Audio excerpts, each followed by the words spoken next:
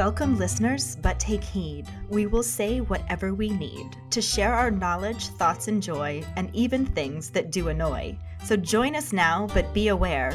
We have a tendency to swear. We'll dial it back a little bit. But frankly, we don't give a shit. Welcome to Just Keep Rowling, a Harry Potter book movie compare and contrast podcast. I'm Ellen, the reason this podcast exists. And I'm Kayde, the one who is literally getting dragged along for the ride. Though I honestly couldn't do it without you. Aww. I honestly wouldn't want to be dragged by anyone else. Aw, stop. Go on. I will go on, right into the rolling rehash. Before you do that, we do want to mention that the audio might sound a little weird on this episode. A little bit. We're both quarantined, so we're doing our record over Skype. Yes. So just bear with us if it does sound sort of strange at times. Keeping that social distancing going. Yeah. Because you have to. Crazy times. Yep. But I'm going to social distance myself right back into the rolling rehash, if you don't mind. Go for it. Last week, we discussed Chapter 4 at Flourish and Blots and the corresponding film scenes. Errol needs flying lessons, Harry needs elocution lessons, Molly needs a cold shower, Hermione needs to stop stealing lines, Lucius needs a red-headed beatdown, Draco needs to be a dick, just like Daddy, and Lockhart needs all the attention. But despite Kenneth Branagh's excellent performance, the Oscar for Best Actor goes to Percy Weasley's hair.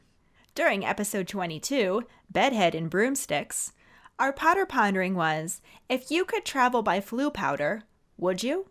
Why or why not? Quincy says that motion sickness sucks, so no.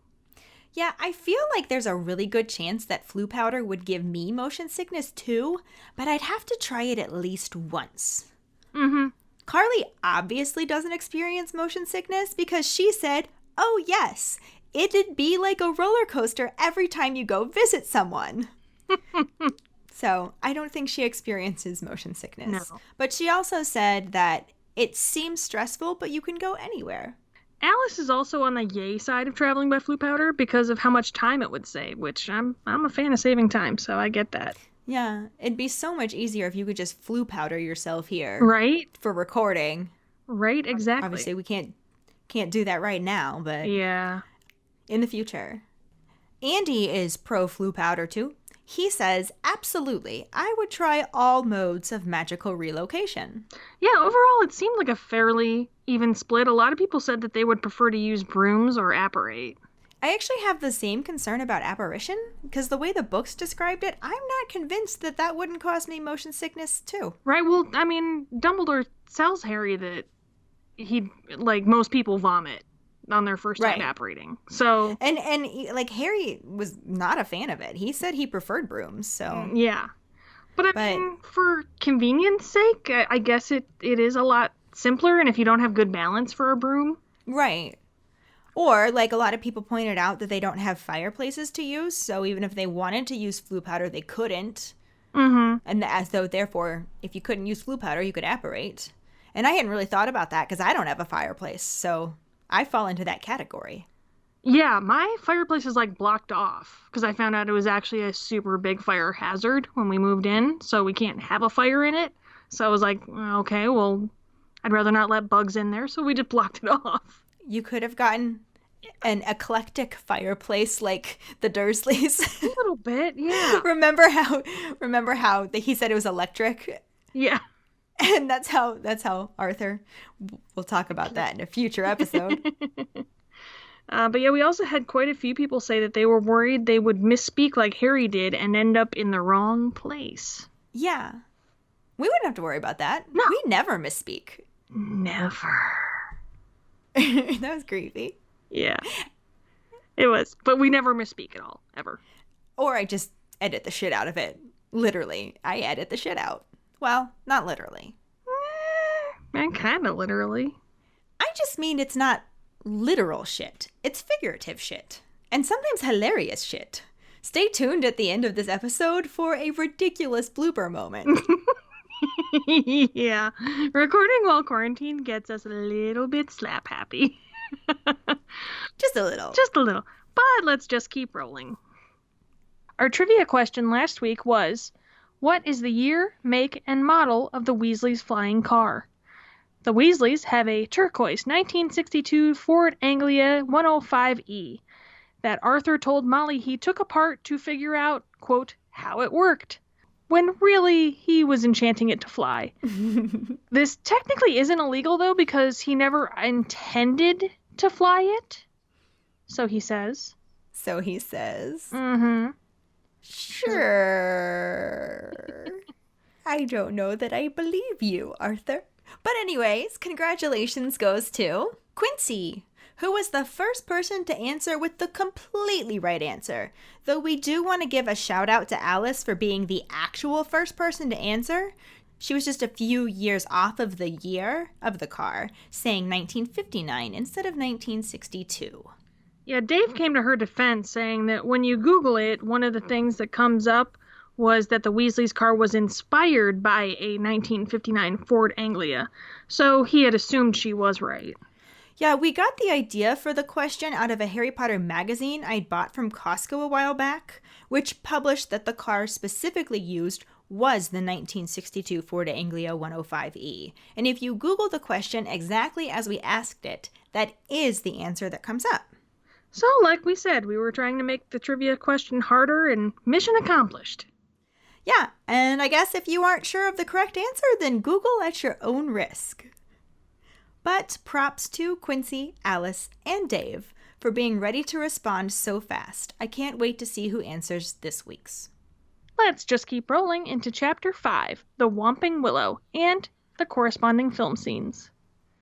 Chapter 5, The Whomping Willow. Too soon the end of summer came. Harry is looking forward to going back to Hogwarts, but his month with the Weasleys had been the happiest of his life. Their last night, they had a huge, amazing meal. Fred and George set off fireworks, then everyone had one last mug of hot chocolate before bed. The next morning was very chaotic. They managed to get everything loaded into the blue Ford Anglia, which Mr. Weasley had secretly magically expanded to fit everyone and their things. They all pile into the car, but don't make it very far, because George forgot his fireworks, Fred forgot his broom, and Ginny forgot her diary. Despite running very late, Mrs. Weasley still refuses to let Arthur fly the car there.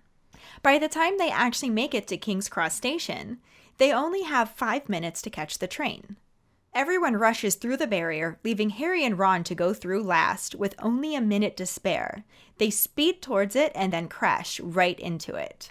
Unable to get through the barrier, they miss the train. Harry suggests they wait by the car, but Ron has a better idea. Fly the car to Hogwarts. They rush back, reload their trunks, and get in. Ron pushes a button to turn the car invisible, and they take off. After a few minutes, the car reappears, and they both have to hit the invisibility booster again to vanish. They find the train and occasionally dip down to keep an eye on it, following it to Hogwarts. At first, this experience is pretty amazing, but after several hours, they were hot, sweaty, and thirsty. To make matters worse, the car began to make a whining sound. They make it to Hogwarts, but before they can land, the car gives out completely and causes them to fall directly towards a large tree. Ron pulls out his wand and yells for the car to stop, but they crash right into the tree, and Ron's wand breaks. Before they can do anything else, something hit the car, and the two boys realize that the tree is attacking them. The car restarts and backs away from the tree, then ejects Harry, Ron, Hedwig, and all of their belongings, before driving off on its own. Harry and Ron head to the castle and peer into the Great Hall. The sorting has already started, and they notice that Professor Snape is missing from the staff table. They wonder where he is, and unluckily find him right behind them. Snape takes them to his office and lectures them for flying the car, showing them a news article and letting them know that they had been seen. He wants to expel them, but since the decision to do so is not his, he goes to fetch Professor McGonagall. When they return, she asks them to explain themselves. Soon after, Professor Dumbledore arrives and disappointedly asks them for an explanation as well. The boys are sure they are going to be expelled, but are instead given detention. Dumbledore also says that he will write home and that anything else like this and he will have to expel them. Professor McGonagall informs Ron that Ginny was also sorted into Gryffindor and leaves them with sandwiches and instructions to go straight to Gryffindor Tower when they finish eating. They eat and wonder why they couldn't get through the barrier, then head to the common room. Hermione finds them outside the portrait hole and asks them about the rumors going around. They tell her they did fly there, but they weren't expelled, and she scolds them. They all enter the common room, and the other Gryffindors are super impressed with Harry and Ron for arriving in a flying car, though Percy is headed their way and does not look pleased. To avoid him, they rush upstairs to their dormitory, where they are greeted by Seamus, Dean, and Neville, who are all quite awestruck. In the movie, the Weasleys and Harry arrive at King's Cross Station at 10:58 with only 2 minutes to get onto the platform. Everyone goes through the barrier between 9 and 10, leaving Harry and Ron to go through last.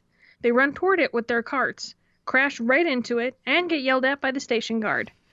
Harry stammers that they lost control of the trolley and then asks Ron why they can't get through as the clock strikes 11.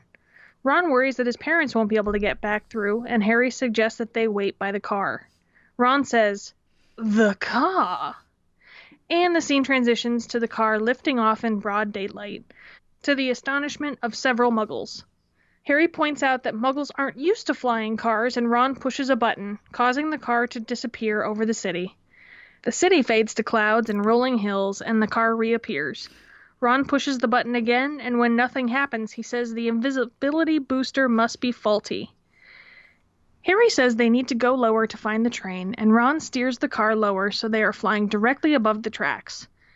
They figure they can't be far behind, hear a train whistle, and realize the train is coming up fast behind them.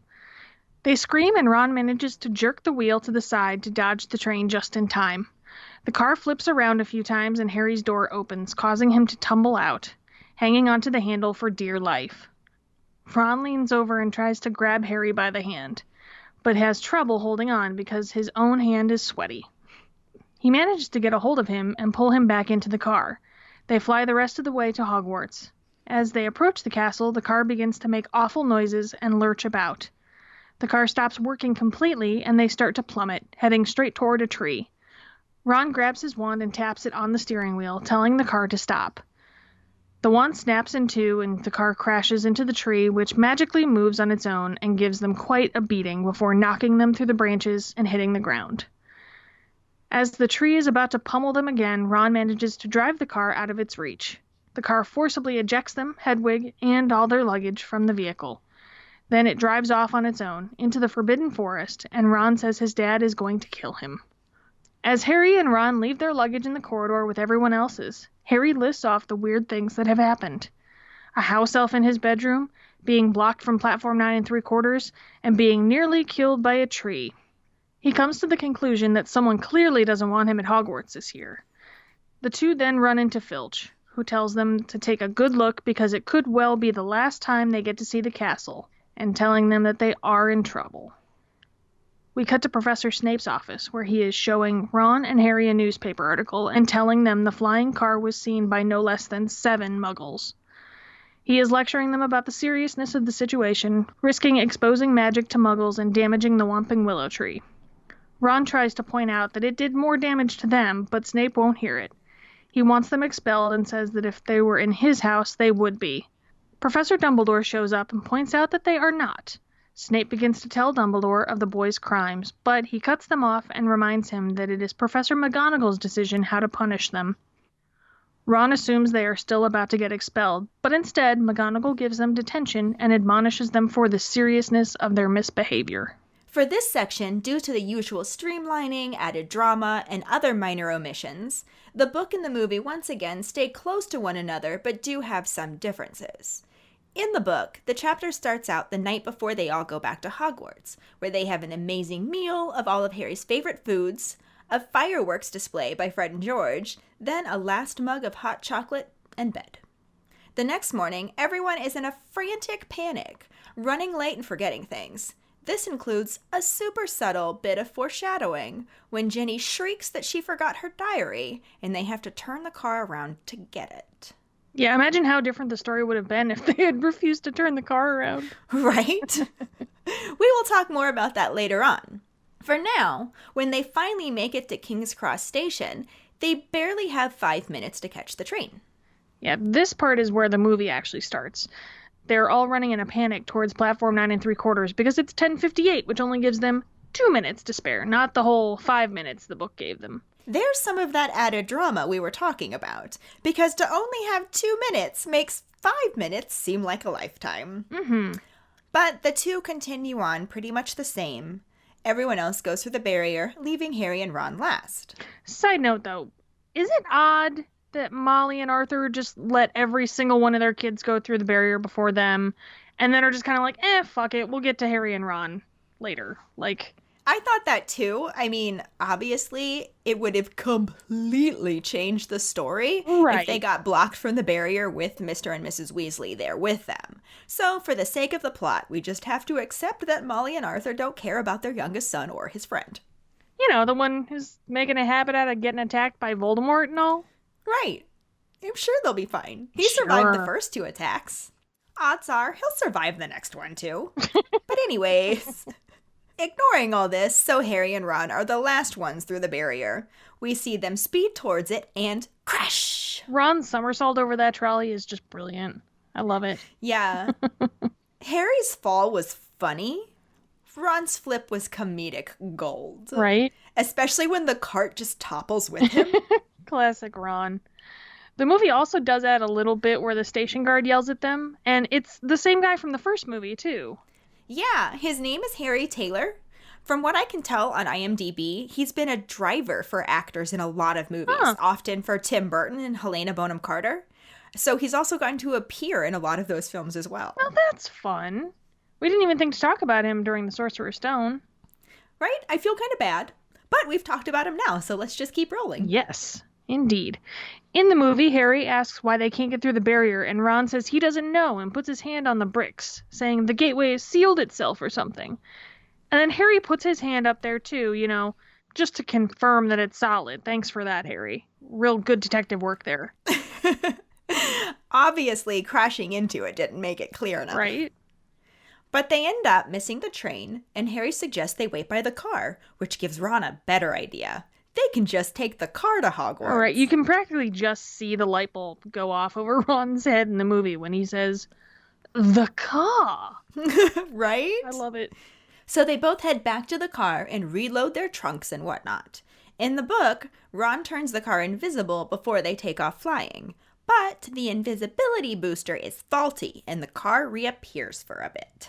And in the movie, Ron just takes off flying, and Harry has to tell him that Muggles aren't accustomed to flying cars. And then he hits the button, because, duh. But the invisibility booster does go faulty in the movie just later on. Yeah. The next part is pretty much one of the biggest examples we've seen so far of the movie dramatizing things. Because in the book, the worst thing to happen to Ron and Harry before they arrive at Hogwarts is that they get a little sweaty and thirsty. And anytime I think of someone sweaty, it makes me think of one of my kindergartners back when I was teaching in Tennessee. He was complaining about it being too hot outside and wanting to go inside saying, "It's hot. I'm sweaty. I'm sweaty." I'm Schweaty. That's fun. There was some Schweatiness in the movie. However, it goes far beyond that. It has them dip the car lower to try and find the train, and they can hear it. They must be getting close. And then the train ends up being right behind them. Gasp! Then you have the cheesy addition of Hedwig's eyes widening. Which is just so realistic. Mm-hmm. But Ron has to jerk the wheel to the side to dodge the train, and then somehow Harry's car door just, opens on its own. I mean, the car is a 1962 Ford Anglia 105E. Maybe the door latch is just faulty after all these years. Just like the invisibility booster. Yeah. Also, Harry decides without the danger of crashing in midair that he doesn't really need a seatbelt, so he falls right out of the car, just managing to grab the handle before he plunges to the ground. And once again, Harry has no problem putting on his sassy pants when in peril, calling Ron out for his sweaty hand. He's sweaty. Despite the sweaty hand, Ron manages to pull Harry back into the car, and then they make it the rest of the way to Hogwarts. At this point, the book and the movie line back up fairly well. The car starts making noises and lurching about before the engine shuts off and they just plummet towards a giant willow tree.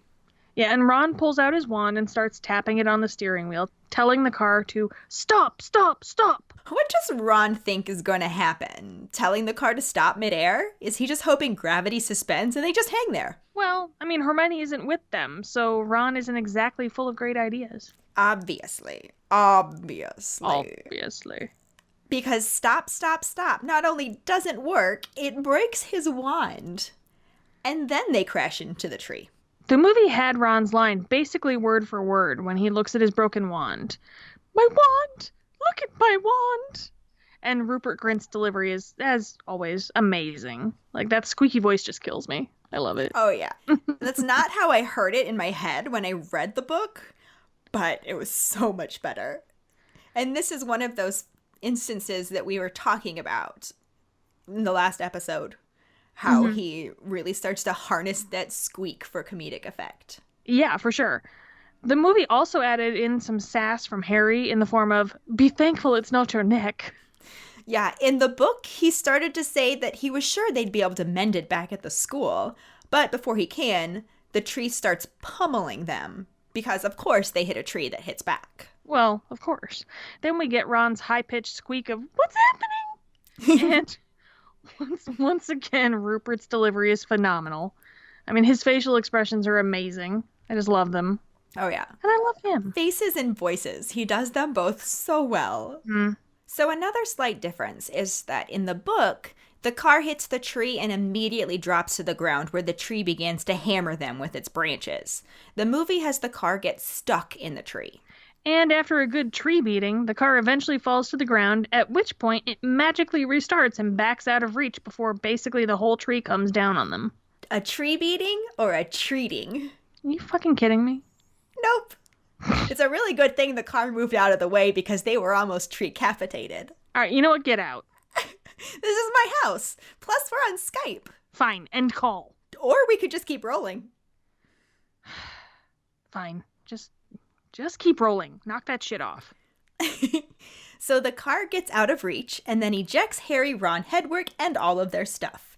Then drives off on its own. Yeah, the invisibility booster and passenger door latch may be faulty, but that ejector seat works just fucking fine. At this point, the movie deviates from the book a little. Because in the book, they sneak into the castle and peer through the Great Hall door. They see that the sorting has already started and that Snape is conspicuously missing from the staff table. They start speculating about why he was missing, gleefully hoping he's ill or thinking that he's been sacked or quit since he still hasn't gotten the Defense Against the Dark Arts job. And then who shows up right behind them? Severus Snape. Awkward. Right? Yeah, honestly. The movie has them head into the castle with Harry listing all the weird shit that's been happening to him over the summer and coming to the conclusion that clearly someone doesn't want me here this year. Like, no shit. Really? Like, what was your first hint? Honestly. But then they run right into Filch and Mrs. Norris. Mrs. Norris and her extremely red eyes. They gave her Voldemort's eyes. Right? Honestly, those were the eyes I was expecting for Voldemort. Like, completely. Yeah, they're so red. Yeah. I love them. It's kind of creepy that they're on a cat, but whatever. But Filch tells them that they should take a good look around because it could well be the last time they see the castle. And then the movie... Castle. Dear, we all are in trouble. In trouble. Sorry. You can't talk about Filch and not do the Filch voice. Right. Apparently... But let's just keep rolling. Let's keep on rolling. Then the movie cuts to Snape's office, where Snape is giving them a good telling off about the flying car. Apparently they were seen by no less than 7 muggles. They actually used the number 7 in a movie. Right? Seriously. Snape also mentions the damage done to the Whomping Willow, and Ron tries to say that it did more damage to them, but Snape won't hear it and just wants them expelled. In the book, he goes to fetch Professor McGonagall so she can expel them, and then Dumbledore shows up not long after. In the movie, they both show up as Snape is still lecturing Harry and Ron. How relieved could they have been, though, when they saw McGonagall, like, especially when she's got her smackdown face on? Though, all things considered, this wasn't near as severe of a student smackdown. Well, yeah, it didn't get her out of bed, so... That's a very good point. We did learn that you just don't get Minerva McGonagall out of bed. No. And that's lucky for them. Her sleep. Right? Mm-hmm. And that's lucky for them. In both, Dumbledore impresses the seriousness of the situation on them, and they assume that they're going to be expelled. But instead, they both get detention and a letter home. Dumbledore does say that if they ever do anything like that again, he will have to expel them, but all in all, they get off pretty light. In the book, Harry even convinces McGonagall not to take points away from Gryffindor, since the term hadn't technically started yet, and he swears that she very nearly smiles. Yeah, loss of points isn't even brought up in the movie. The scene actually ends right there, though there is a deleted scene where Harry finds a letter of Filch's about a quickspell course. Harry does find that letter later in the book in a completely different situation. Well, not completely different. He was still getting into trouble in that scene too. But we'll talk more about it then. Yeah, he does that a lot. I'm sensing a pattern here. Getting into trouble? Yeah. Mm-hmm.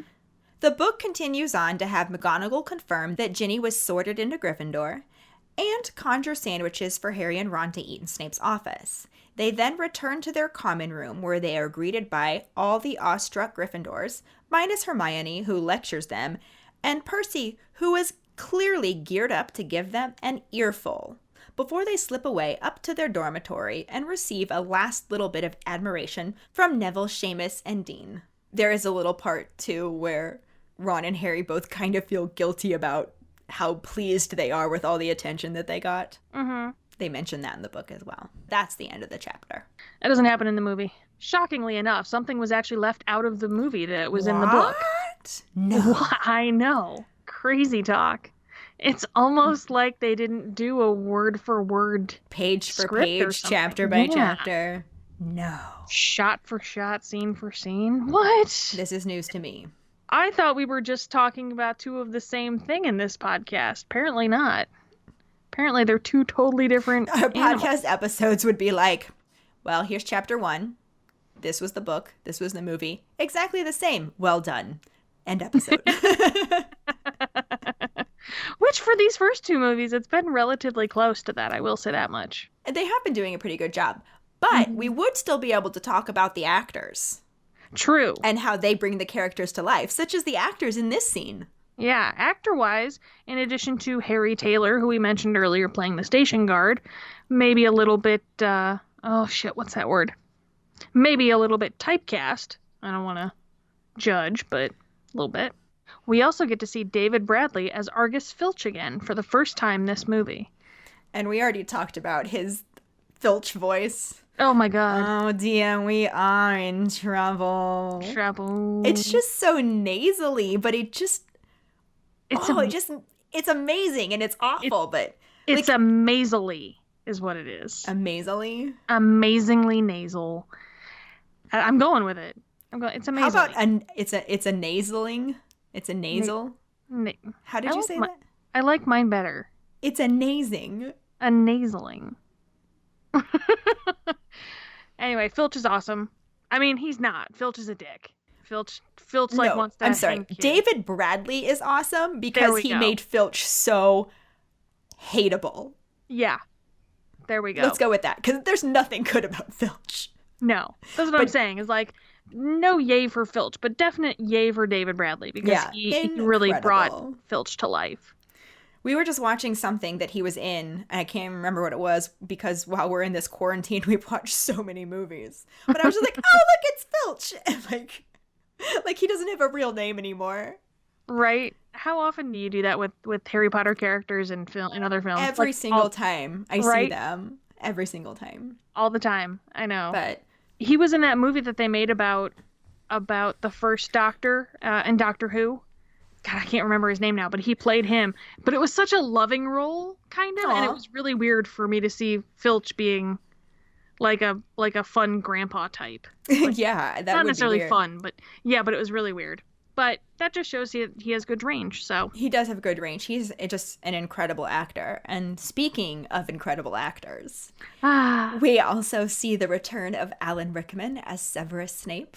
Yes, and I mean, we just can't. We've already expressed how if they ever remake these movies, they just need to figure out how to resurrect him. Yes, zombie Snape, for sure. Zombie Snape. But zombie Snape is the only way to go. It makes me really sad that we didn't have the scene with Snape coming up behind Harry and Ron as they're speculating all of the awful things that happened to him, because I would have loved to see everything about how Alan Rickman would have delivered that. Right. But just the look on his face as he's lecturing them and everything about him and his delivery. He was just Snape. I love him. Yeah. Alan Rickman is just, he's a lot like David Bradley, where he really brings a lot of gravitas to the role. And it's just, he makes it. He just makes it. I love that. Right. And then Richard Harris as Albus Dumbledore, which I know you've said you've had issues with. No, I the don't way he mind plays Richard Dumbledore. Harris. Well, the way just the way Dumbledore was written in general. Yeah. Yeah. I actually really liked how Richard Harris delivered these lines as Dumbledore, because it was how I imagined in the book. He was just very calm and he sounded disappointed, because he wasn't. In the book, he was not angry. He just was like very calmly, please explain why you did this. Yeah, just wait until Harry puts his name in the goblet of fire. Right? But Harry was, and they even say in the book that Harry was more bothered by the calm disappointment in his voice than he would have been had he shouted. Well, yeah, that's how parenting works. And so I really liked the way Richard Harris played this. It felt very authentic. Yeah, I was going to say, it felt like he had a lot of real life practice. You know what I mean? Probably. Yeah. But he's always just wonderful. I really wish, I know this is way jumping ahead, but I really wish we could have seen him do more with Dumbledore. I wish that he could have gone beyond this film. Yeah. Although I do agree. I think that not so much in the case of this film, but for the sake of future films, I do think the way that they characterized him in the first two films, he was a little bit frail. Like, he seemed a little frail, that I don't know that particular characterization would have held up. Well, going into later books, knowing what we know. But in the fourth book is the first time that Harry really ever gets an inkling of why they say that Dumbledore is the only wizard that Voldemort fears. So I feel like it's not something that he just exudes. It's something that he harnesses when he needs to. And I feel like that is something I could see Richard Harris pulling off. But it's a moot point, so we'll end up talking a lot more about the changes in Dumbledore as we go on with this. The last actress that we saw during this scene was Maggie Smith as Minerva McGonagall, and of course, Queen, we love her. I love Maggie Smith. I really wish that we could have had more of her lines talk, like especially like having Harry ask her not to take the points away, because technically the term hasn't started yet. I just feel like she could have played that so well, and I wish we could have seen it. Yeah, there's a lot of moments that Maggie Smith did not get to shine as she was supposed to. But there's a lot of moments where she did get to shine. Facts. So we will be talking more about those. But she did bring that student smackdown in this scene. But I do think we could leave severe off. Yeah. It was just student smackdown. Oh yeah. I do love the way that, like, when Ron's all scared that she's gonna expel him, and she's just like, not today, Mr. Weasley. Like, right? Oh, I just love her that accent delivery. is just amazing. It's so perfect. Yeah, everything about her voice, and just there's something so McGonagall about it? Yes, there's something so McGonagall, but there's something so, I almost want to, like, this is going to sound really weird. She makes me feel at home. I don't know why. It's just something about her voice. I'm telling you, she's teacher goals for me. Yeah. She's teacher goals. Love her. McGonagall. But that brings us to this week's Potter Pondering, which is, what do you think about Molly and Arthur going through the barrier before Ron and Harry and just leaving the bitches to fend for themselves? Right? I mean, like we said, we obviously know that for the sake of the plot, that's how they had to do it. Yeah. But do you guys have any theories about why they would have, or just opinions as to that happening? Did it jump out at you like it jumped out at us? Let us know. We will make a post about this on the Facebook page. I'm wondering, how long do you think it took for them to figure out that Harry and Ron weren't there, too? Right. Was it just, like, immediate? Like, well, they were right behind us. We know they're right behind us. Or were they in such a hurry with Ginny, trying to get her on the train with only, 2 minutes to spare? Right. That maybe they didn't realize for quite a while, even. If somebody is feeling extra creative during this quarantine, because who knows how long it's going to go on, please give us a scenario of what you think happened between Molly and Arthur. Just write us a little short story. I would love some fan fiction about Molly and Arthur's realization to the car being gone, and imagine that one up for us, please. Were they able to get back into King's Cross onto the platform, If it was closed one way, could they come back through? And was it only closed to Harry and Ron? Could anybody else have gone through if it wasn't Harry and Ron? Did Dobby make it specific? You have like 17 Potter Ponderings to answer for us, so. You do. Get on it, guys. Get on it. That will bring us to this week's Sorting Hat story, which is from my very own husband, Len Ganley. He's a good guy. I like him. You should keep him around. Yeah. Just let me read this to you, and you're going to see why I do. He writes, I am a muggle. As far as Hogwarts houses go, I most identify with Ravenclaw, though, to be honest, I never eagerly awaited my letter from Hogwarts, because I didn't know there was a place called Hogwarts. I didn't know that it sent letters to lucky little witches and wizards, and I most certainly didn't know that the magic was real. My wand, had they given me a wand, would have been made of larchwood with a unicorn hair core, 13.5 inches, with a slightly springy flexibility. But I have no idea what any of that means, including the bit about larchwood, because I am a muggle.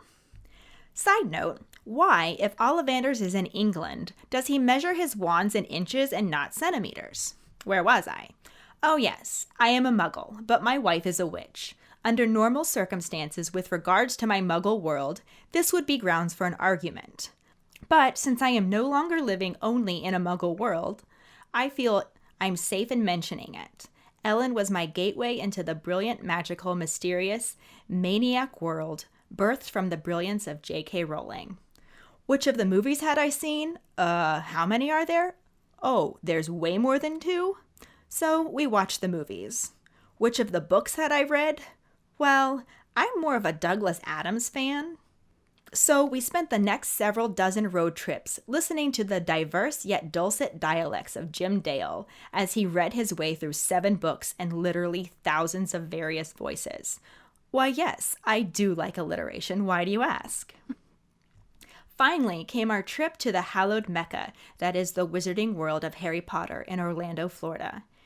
It's one thing to tell a muggle that you're a witch and to let him read a spell book or 2.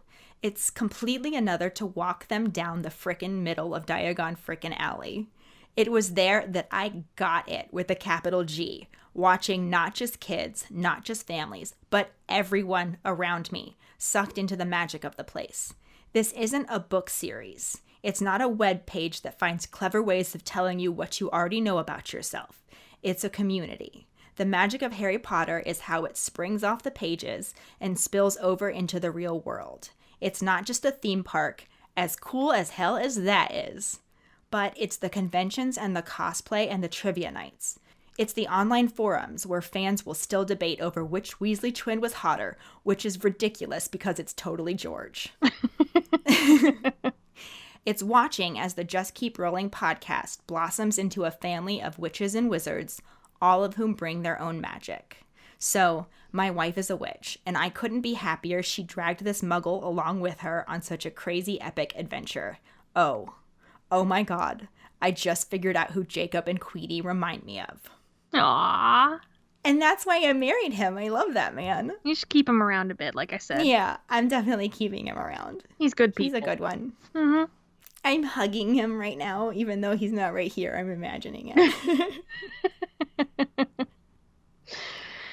Well, I'll let you have a moment to do that, and we'll go right to the trivia question this week, which is, what school was Justin Finch Fletchley supposed to go to before he was accepted to Hogwarts?